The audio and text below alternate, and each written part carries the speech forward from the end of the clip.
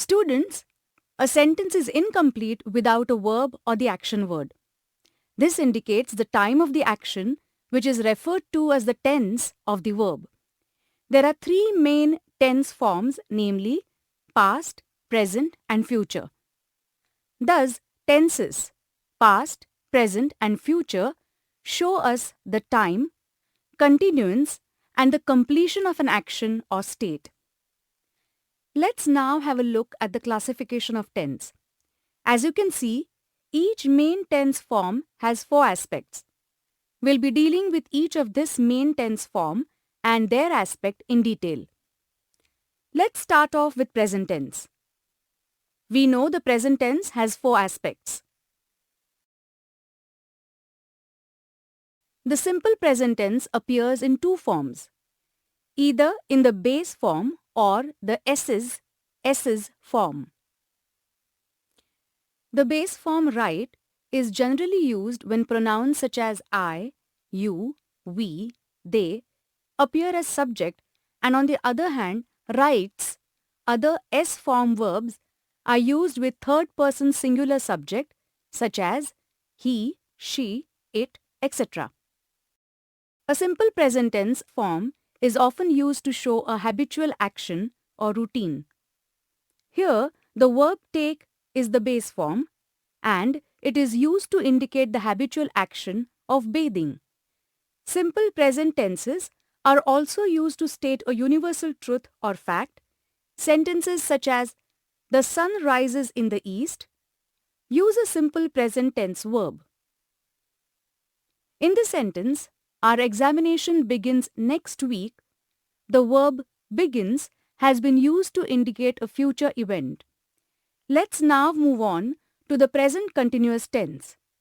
In this tense, an ing form of the main verb is used, alongside helping verbs such as am, is, and are. The ing form of write is writing. Thus, the present continuous form would be. The helping verbs used would depend on the subject. Students, you must always remember to pick out the verbs along with the helping verbs.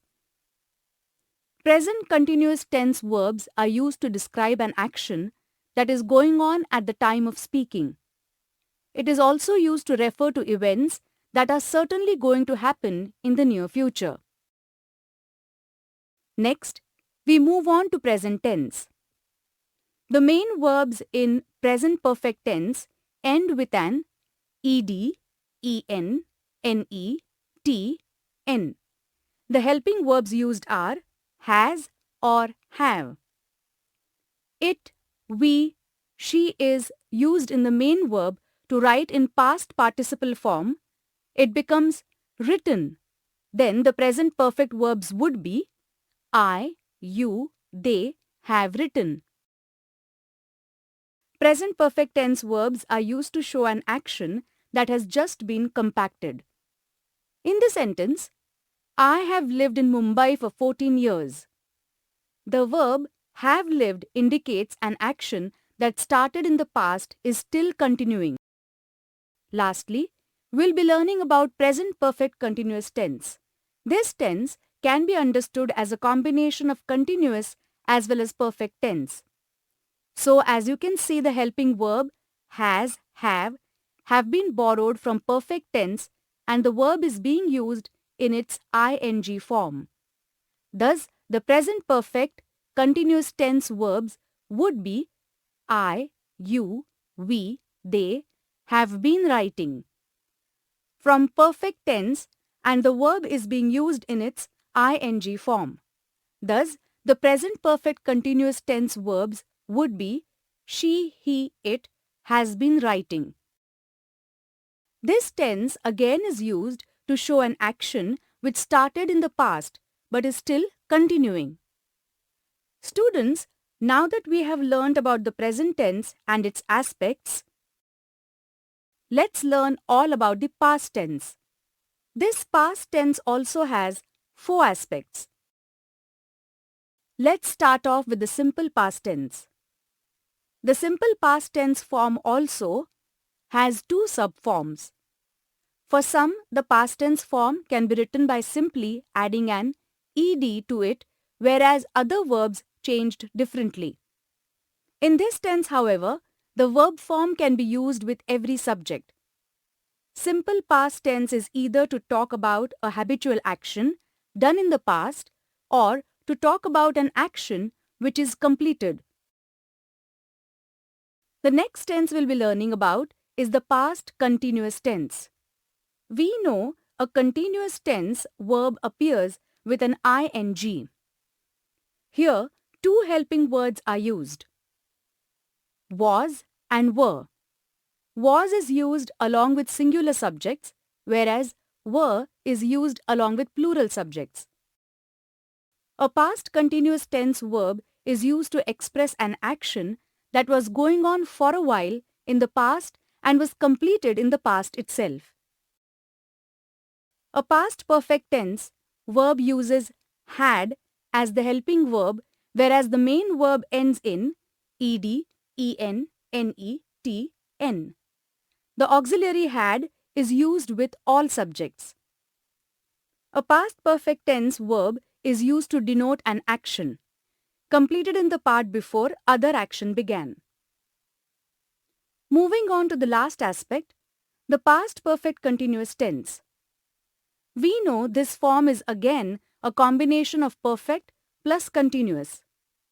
We use had as the helping verb followed by been, and the main verb appears in the ing form. The use of this tense form is to show an action which started in the past but is still continuing. Students, now we will be dealing with the last tense form, that is future tense. The four aspects of this tense are simple future tense, future continuous tense, future perfect continuous. Remember that the helping verbs will and shall are used in all the four aspects. Simple future tense verbs are used to talk about events that are going to happen. We will be using will or shall along with verbs in their base form. These can also be used along with all subjects. Here, you need to use will, shall along with the ing form of the verb. I, you, we, they, he, she, it will be writing. These tense forms are used to tell about an event that will continue in the near future.